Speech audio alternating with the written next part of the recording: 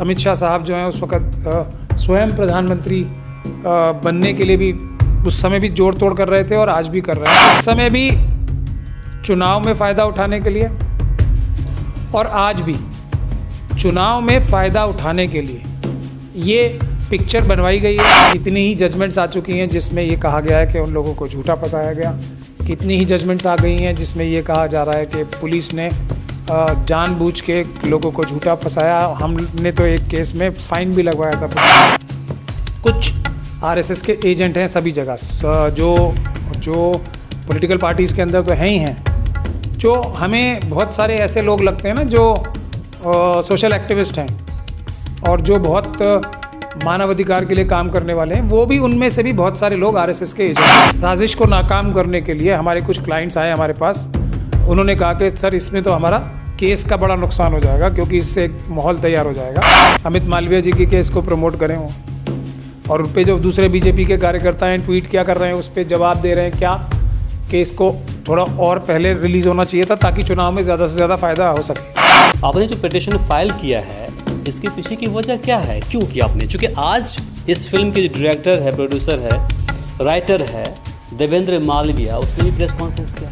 उसने बोला है कि भैया हमने तो सच्चाई दिखाया है कि जिस प्रकार से पाकिस्तान के अंदर, बांग्लादेश के अंदर अल्पसंख्यक जो हिंदू समाज के लोग हैं उनके साथ उनके ऊपर जो ज्यादती हो रही है उस पर हमने फिल्म बनाई है। बाकी दंगे के अंदर किस प्रकार से इसका इस्तेमाल किया गया उस पर हमने बनाया। ये टाइमिंग क्यों चुना है उन्हें रिलीज़ होने का, ये किसी मीडिया वाले ने उनसे पूछा ही नहीं होगा? मैंने पूछा था। हाँ, तो क्या जवाब दिया, यही टाइम क्यों? हाँ, मैंने पूछा था उनसे, तो उसने बोला कि उसने गोल मटोल करके जवाब दिया। मैंने उनसे पूछा अगर आपको वर्षगांठ ही मनाना था तो 24 फरवरी को रिलीज़ करना चाहिए था। ओवैसी साहब को इधर से अमित शाह साहब ने बोला होगा कि इन दो जगह लड़वाओ और पोलराइजेशन कराओ ताकि हमें एक और बहाना मिले कि इस वजह से बीजेपी जीत गई पूरे दिल्ली। क्यों लगता है आप लोग बदनाम क्यों करते हैं उनको? बदनाम क्या? आरएसएस से हमेशा बोलते हैं कि बी टीम क्यों बोलते हैं? आरएसएस से संबंध रखना कोई बदनामी की बात थोड़ी है। आजकल तो हर एक आदमी आरएसएस के साथ जुड़ना चाहता है, तो तारीफ की बात है। 68 सीटों पर उन्होंने खड़ा ही नहीं किया, सिर्फ 2 जगहों पर खड़ा। ये मशीनों के मुद्दे पे भी आप लोगों ने देखा कि खुद जयराम रमेश जी ने ही सुप्रीम कोर्ट में पिटीशन डाल दी ना। वो क्यों डाली है? ताकि हमारी जो काम आसान है उसको और मुश्किल किया जा सके। आरएसएस और बीजेपी की और सरकार की और इलेक्शन कमीशन की मदद करने जयराम रमेश जी ने सुप्रीम कोर्ट में डाली है। सबसे बड़े लीडर माने जाते हैं राहुल गांधी जी। उनको इस प्रकार के दर्जनों लोगों ने जो उनके सबसे निकटतम थे, यही सवाल जो आप पूछ रहे हो ना जयराम रमेश जी के बारे में, जयराम रमेश जी से भी ज़्यादा क्लोज लोगों ने धोखा दिया, पीठ में चाकू मारा, पीठ में।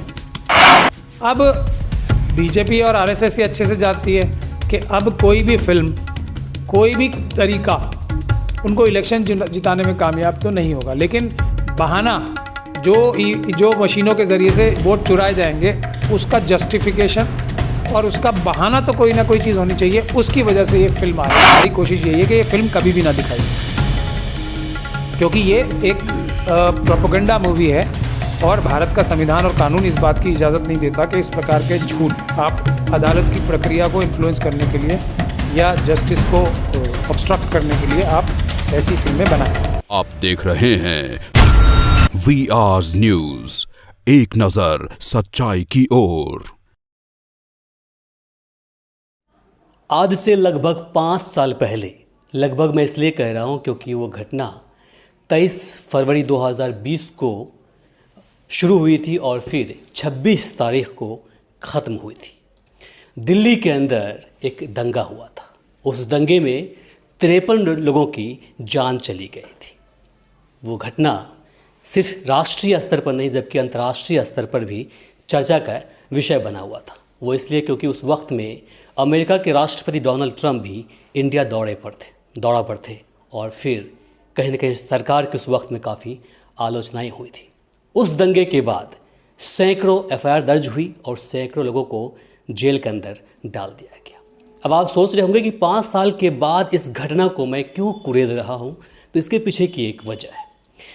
देवेंद्र मालविया नाम के एक डायरेक्टर, प्रोड्यूसर और स्क्रिप्ट राइटर हैं जो उस दंगे पर एक मूवी बनाया है और फिर उस मूवी का ट्रेलर भी उसने रिलीज़ कर दिया है।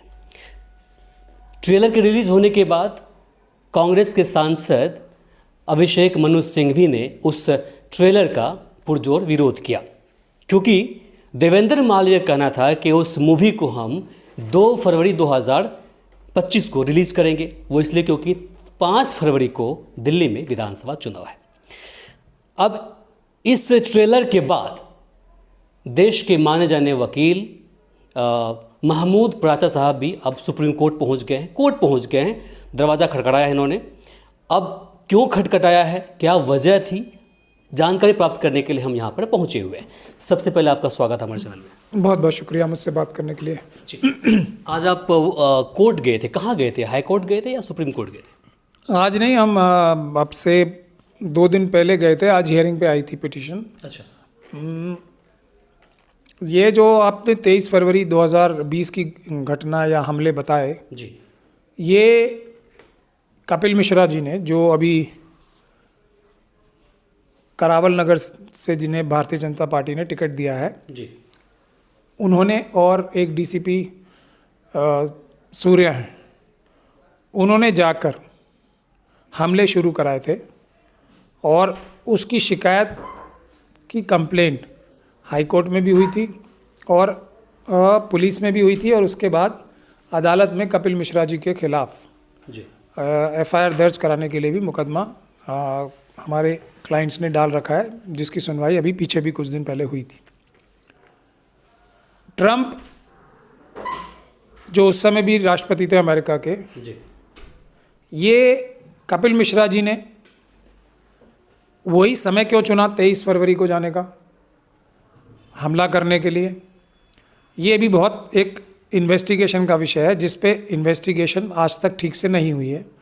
अगर होती तो ये बात साफ नज़र आती कि ये भारतीय जनता पार्टी के अंदर की भी जो आपस में खींचतान चल रही है, उसका भी नतीजा हो सकता था ये, कि कहीं अमित शाह साहब जो हैं उस वक़्त स्वयं प्रधानमंत्री बनने के लिए भी उस समय भी जोड़ तोड़ कर रहे थे और आज भी कर रहे हैं।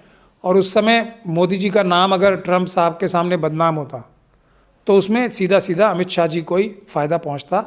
और कपिल मिश्रा जी को उसी 23 तारीख को, जब ट्रंप साहब यहाँ आए हुए थे या आ रहे थे, भेजने का मकसद भी यही है। दिल्ली पुलिस का उनको मदद करने का भी मकसद यही नज़र आता है साफ तौर पे। अब उसका इल्ज़ाम झूठा जो मुस्लिम कम्युनिटी के पीसफुल प्रोटेस्टर्स पे, ख़ास तौर पे महिलाओं पे लगाया, वो उसी साजिश का एक हिस्सा है। लेकिन अब 5 साल करीब बीतने के बाद वो साजिश जो है सारी नाकाम होती नज़र आ रही है।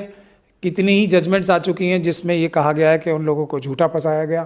कितनी ही जजमेंट्स आ गई हैं जिसमें ये कहा जा रहा है कि पुलिस ने जानबूझ के लोगों को झूठा फंसाया। हमने तो एक केस में फ़ाइन भी लगवाया था पुलिस पे, और अलग बहुत सारी टिप्पणियाँ भी उस पर अदालतों ने भी की हैं।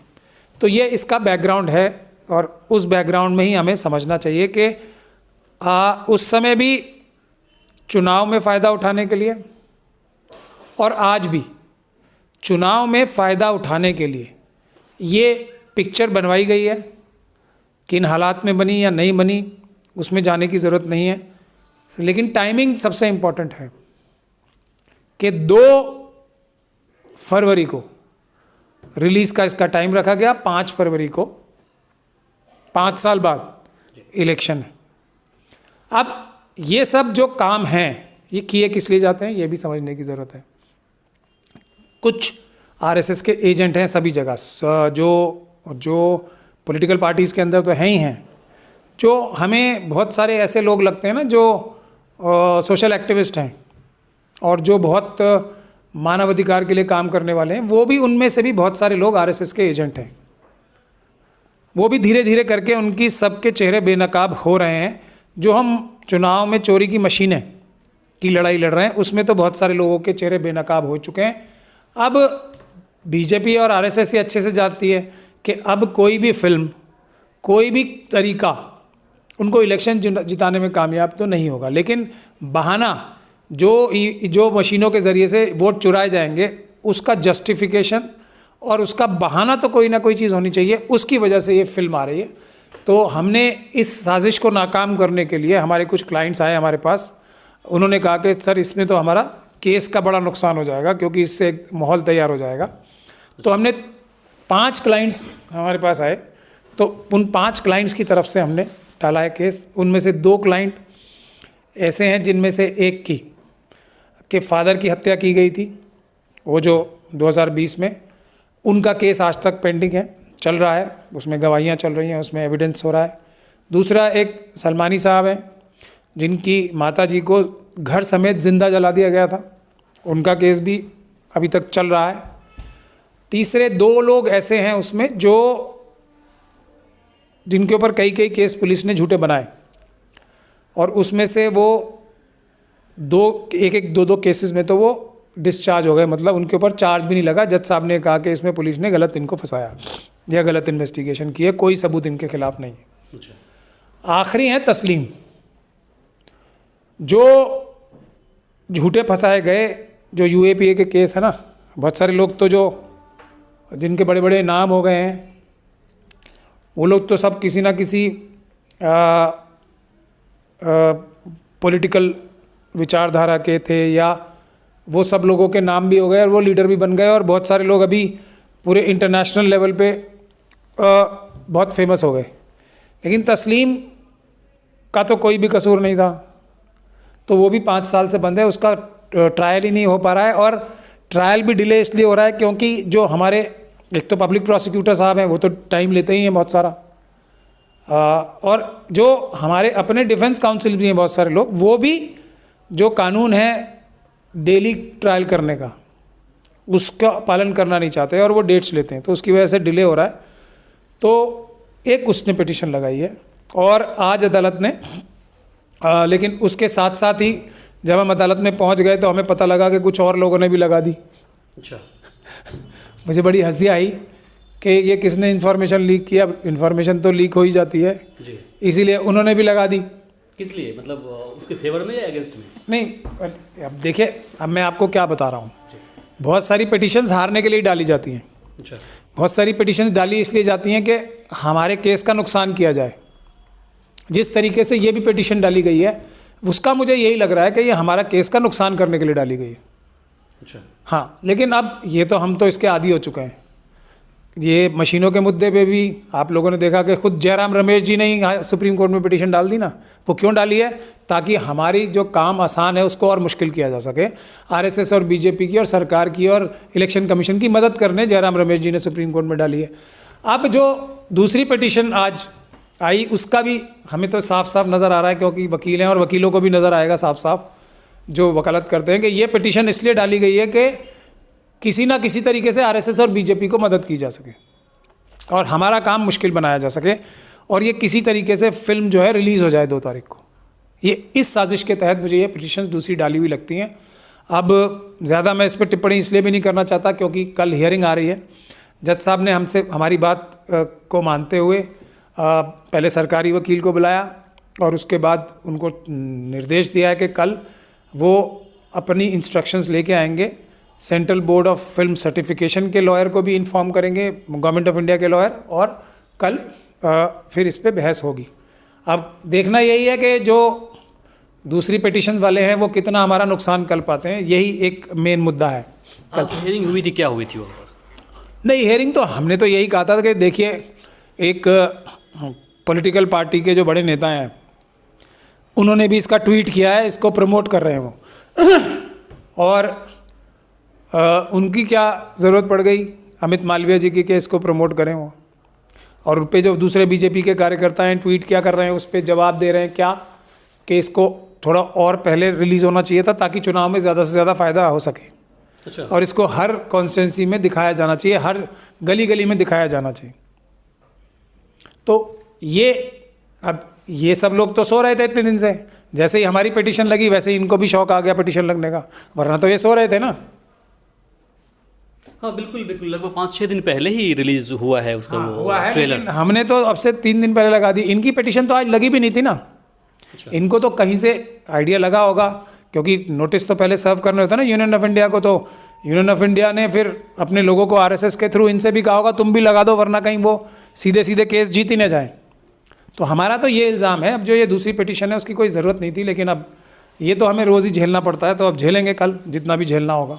तो आपने क्यों पिटीशन वहाँ पर दिया है, किया है? चूँकि देखिए, आपने जो पिटीशन फाइल किया है इसके पीछे की वजह क्या है, क्यों किया आपने? चूँकि आज इस फिल्म के डायरेक्टर है, प्रोड्यूसर है, राइटर है, देवेंद्र मालविया उसने भी प्रेस कॉन्फ्रेंस किया है। उसने बोला है कि भैया हमने तो सच्चाई दिखाया है कि जिस प्रकार से पाकिस्तान के अंदर, बांग्लादेश के अंदर अल्पसंख्यक जो हिंदू समाज के लोग हैं उनके साथ, उनके ऊपर जो ज्यादती हो रही है उस पर हमने फिल्म बनाई है। बाकी दंगे के अंदर किस प्रकार से इसका इस्तेमाल किया गया उसको भी हमने बनाया है। मैं वही तो कह रहा हूँ, वो तो प्रेस कॉन्फ्रेंस करेंगे ही। और ये टाइमिंग क्यों चुना है उन्हें रिलीज़ होने का, ये किसी मीडिया वाले ने उनसे पूछा ही नहीं होगा। नहीं, मैंने पूछा था। हाँ, तो क्या जवाब दिया, यही टाइम क्यों? हाँ, मैंने पूछा था उनसे, तो उसने बोला कि उसने गोल मटोल करके जवाब दिया। मैंने उनसे पूछा अगर आपको वर्षगांठ ही मनाना था तो 24 फरवरी को रिलीज़ करना चाहिए था आपको, क्योंकि 24 तारीख को ही 5 साल पूरे होने वाले। किसकी मनानी थी उन्हें? अब दंगे कपिल मिश्रा की, और जो अमित शाह जी के ऊपर सारे सबूत इशारा करते हैं कि उन्होंने ये हमले करवाए पीसफुल प्रोटेस्टर्स पे, उसकी वर्षगांठ मनाना चाहते थे। मैंने उनसे यही चीज़ पूछा। हाँ, तो चुनाव से ठीक पहले क्यों किया? हाँ, वरना और इसको फिल्म को बनाने में 5 साल क्यों लगे, और रिलीज कराने की 2 तारीख की क्यों रखी? तो कल अगर उनके वकील पेश होंगे तो हम यही बहस करेंगे। ठीक है, आप पहली चीज़ तो ये मानो ना कि अभी तो कोई जल्दी तो नहीं है। उसने बोला कि अभिव्यक्ति की आज़ादी है, हम चाहे जब रिलीज कर दें, इस तरह से बोला। नहीं, वो तो बिल्कुल है। तो उनको अगर 1 हफ्ता डिले भी करके रिलीज़ करें तो कोई परेशानी नहीं होगी ना। तो कल आप देख लेंगे ये भी अदालत में। लेकिन हमारा जो खतरा है वो ये स्लीपर सेल्स से है। स्लीपर सेल्स जो हर तरीके से आते हैं ना, अब ये पिटीशन भी डाली है तो एक आरएसएस से संबंधित या उस प्रेशर डाल के डलवाई गई होगी पिटीशन, मैं तो यही समझ सकता हूँ। क्योंकि अभी आप इसको देख रहे हैं, एआईएम ने 2 कैंडिडेट डाले हैं। अब ये 2 कैंडिडेट ओखला में और ये मुस्तफ़ाबाद में, कोई अपनी मर्जी से इलेक्शन लड़ने को तैयार नहीं हुए होंगे। उनको, जो मेरा अंदाज़ा है वो यही है, और अंदाजे के लिए सबूत भी होते हैं मेरे पास, कि ओवैसी साहब को इधर से अमित शाह साहब ने बोला होगा कि इन 2 जगह लड़वाओ और पोलराइजेशन कराओ, ताकि हमें एक और बहाना मिले कि इस वजह से बीजेपी जीत गई पूरे दिल्ली। क्यों लगता है आप लोग बदनाम क्यों करते हैं उनको? बदनाम क्या? आरएसएस से हमेशा बोलते हैं कि बी टीम क्यों बोलते हैं? आरएसएस से संबंध रखना कोई बदनामी की बात थोड़ी है। आजकल तो हर एक आदमी आरएसएस के साथ जुड़ना चाहता है, तो तारीफ की बात है। 68 सीटों पर उन्होंने खड़ा ही नहीं किया, सिर्फ 2 जगहों पर खड़ा। मैं वही कह रहा हूँ ना, आरएसएस से नाम जोड़ना कोई मिर्चें क्यों लगती हैं लोगों के? कोई वो आरएसएस कोई चोरों की संगठन थोड़ी है। आप ही नहीं, जितने विपक्ष में बैठी हुई पार्टियां हैं सभी कहती है कि मतलब बीजेपी की बी टीम। आपको लॉजिक बता रहा हूँ। देखिए, ये जो दिल्ली के हमले आरएसएस और बीजेपी के कार्डर्स ने किए थे मुस्लिम महिलाओं के ऊपर, जो पीसफुल प्रोटेस्ट कर रही थी, जो शेड्यूल कास्ट और शेड्यूल ट्राइब ओबीसी के लोग जो प्रोटेस्ट कर रहे थे, जो हमले कराए, उसके सबसे ज़्यादा केसेस मैंने किए, सबसे ज़्यादा लोगों को जमानत मैंने दिलवाई, सबसे ज़्यादा लोगों को बरी मैंने कराया।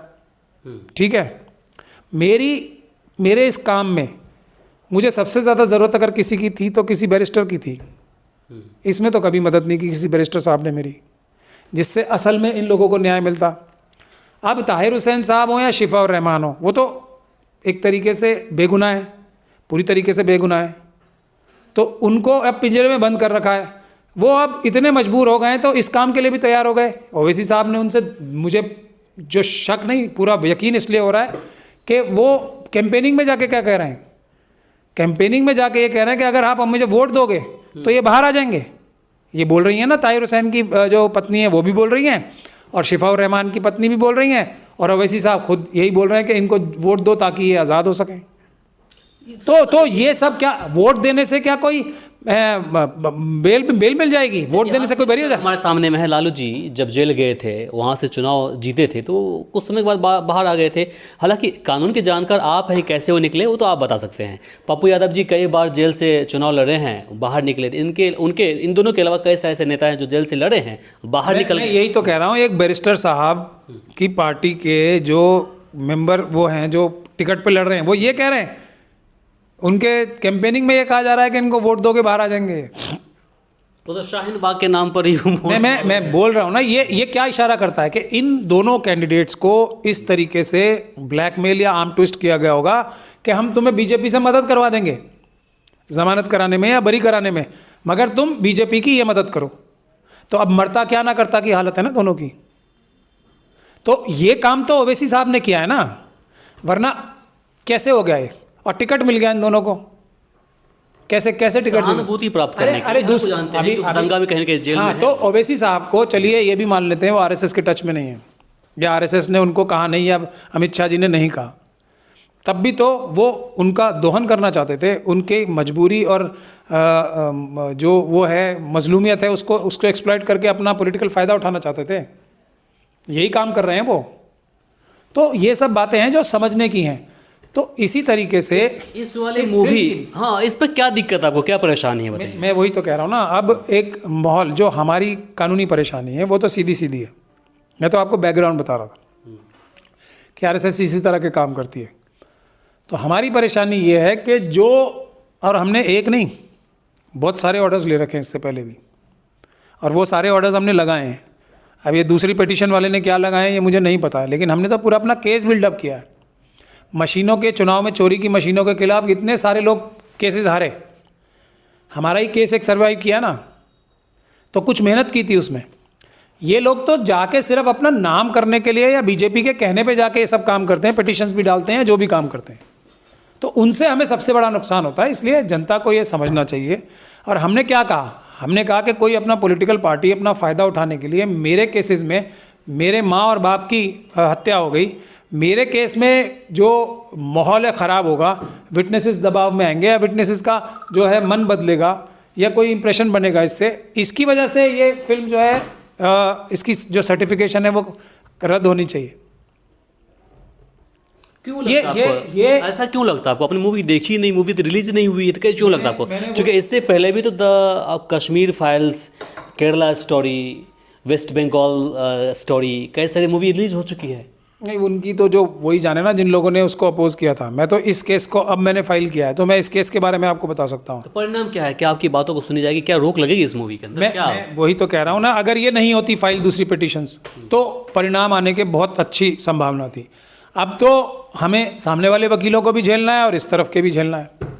अब तो दो तरफ से हमला है। क्या वो फेवर में है कि अगेंस्ट में है? वो वही तो नहीं, देखने के लिए तो मैं बता तो रहा हूँ। जो अभी ये इन्होंने लगाई है जयराम रमेश जी ने, देखने में तो अच्छी लगती है ना कि उन्होंने हमारे समर्थन में लगाई है, लेकिन अब अंदर जाके तो हमें पता है ना क्या करेंगे वो। कितना बड़ा नुकसान किया उन्होंने। ये पिटीशन ना लगाते तो आज हम कितनी मजबूती से ये सारी अपनी कार्रवाई को आगे बढ़ा रहे होते। तो ऐसा वो क्यों करेंगे सर? नुकसान क्यों अपना करवाएंगे? है ना, देखिए कितनों आप एलिगेशन आप लगा लीजिए, लेकिन वो अभी वर्तमान समय में देश के एक बहुत पुरानी पार्टी के बड़े नेता हैं, तो ऐसे आप धोखा कौन दे सकता है?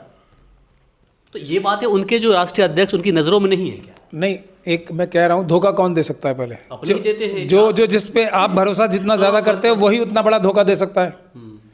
उनके जो सबसे बड़े लीडर माने जाते हैं राहुल गांधी जी, उनको इस प्रकार के दर्जनों लोगों ने, जो उनके सबसे निकटतम थे, यही सवाल जो आप पूछ रहे हो ना जयराम रमेश जी के बारे में, जयराम रमेश जी से भी ज़्यादा क्लोज लोगों ने धोखा दिया, पीठ में चाकू मारा, पीठ में। गिनती कराऊं मैं आपको? वो तो इतिहास ही है ना।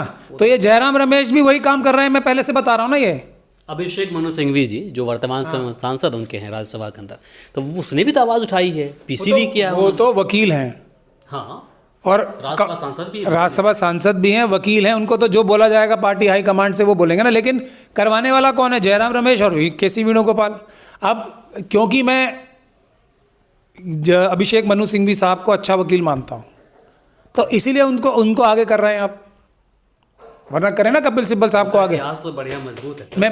मैं उनको वकील अच्छा मानता हूँ। इतिहास तो बहुत लोगों के, बहुत सारे सीनियर एडवोकेट्स हैं, और बहुत सारे सीनियर एडवोकेट्स क्या करते हैं मुझे सब पता है, और दुनिया को पता है। ये गोगोई साहब ने तो बोल भी दिया कि कपिल सिब्बल साहब का नाम लेके बोला था जजेस की सेटिंग करने में, गोगोई साहब ने इंटरव्यू में, मेरे ख्याल से नविका कुमार के। तो आज तक तो कभी डिफेमेशन फाइल की नहीं कपिल सिब्बल साहब ने उनके खिलाफ। पर अभिषेक मनु सिंघवी कम से कम लॉयर तो अच्छे हैं और प्रोफेशनलिज्म से काम करते हैं। वो कोई खिलाड़ी बनने के लिए काम नहीं करते, मतलब अपने प्रोफेशन में। अब मैं उनकी क्योंकि तारीफ़ करता हूँ तो वो उनको सामने लाया जा रहा है। कोई बात नहीं, अपने पराये सबको देखना ना। हमें तो संविधान बचाना है, बाबा साहब डॉक्टर भीमराव अम्बेडकर का। अपने और पराये सबको सामना करना पड़ेगा, लेकिन हम संविधान नहीं छोड़ेंगे। हम सामने वाले दुश्मनों को भी हराएंगे और जो पीछे वाले दुश्मन हैं उनको भी हराएंगे। ये सच्चाई है। ये मान के चला जाए कि ये मूवी कहीं ना कहीं 5 तारीख से पहले रिलीज नहीं होगी, मतलब आप ये कहना चाहते हैं? मैं कह रहा हूँ हमारी संभावनाएं बहुत ज़्यादा थीं, अब कम हो गई हैं, क्योंकि और भी पिटिशंस लग गई हैं। और जिस तरीके से वो बहस की जाएगी उससे मुझे आज भी बड़ी मुश्किल से आज भी मैंने केस बचाया, वरना आज भी कुछ गड़बड़ हो सकती थी, क्योंकि जो आर्गूमेंट्स किए जा रहे थे वो बिल्कुल कानून के खिलाफ आर्गूमेंट्स थे। एनीवे, ये तो ऐसी हमारी जद्दोजहद है जिसमें आमने सामने से भी और पीछे भी दोनों के तरह के हमलों को झेलना पड़ता है, तो ये भी झेलेंगे। आप लोग दुआ कीजिए कि कल हम जज साहब को कन्विंस करने में कामयाब हो जाएं और फिर बाकी सामने ही है। लेकिन ये फिल्म सिर्फ 2 तारीख तक नहीं, अगर हमारी कोशिश ये है कि ये फिल्म कभी भी रिलीज़ ना हो। 2 तारीख तक की बात नहीं है, 2 तारीख तक की तो एक टेम्प्रेरी बात है। हमारे जो 5 पिटिशनर्स हैं जिन्होंने ये केस डाला है, उनके केसेस पे तो नुकसान पड़ेगा ना। ये लोग तो सब 2 दिन के बाद भाग जाएंगे। ये तो अपना वो ओवैसी साहब राजनीतिक दोहन करके चले जाएंगे। ये पिटिशनर जिन्होंने डाली हैं वो पता नहीं किस मकसद से डाली हैं, वो भी 2 दिन बाद भूल जाएंगे। हम लोगों को तो क्योंकि ईमानदारी से काम करना है ना, तो हमारी कोशिश यही है कि ये फिल्म कभी भी ना दिखाई जाए, क्योंकि ये एक प्रोपेगेंडा मूवी है और भारत का संविधान और कानून इस बात की इजाज़त नहीं देता कि इस प्रकार के झूठ आप अदालत की प्रक्रिया को इन्फ्लुएंस करने के लिए या जस्टिस को ऑब्स्ट्रक्ट करने के लिए आप ऐसी फिल्में बनाएं। चलिए, बहुत बहुत शुक्रिया सर। बहुत बहुत शुक्रिया मुझसे बात। तो बाकी इसे लेकर आप क्या सोचते हैं कमेंट बॉक्स में लिखकर ज़रूर बताएं। इस वीडियो को अधिक से अधिक शेयर करें ताकि अन्य लोगों तक पहुंच पाए। आप देख रहे थे वी आवर्स न्यूज़ और मैं था इमरान। नमस्कार, शब बखैर।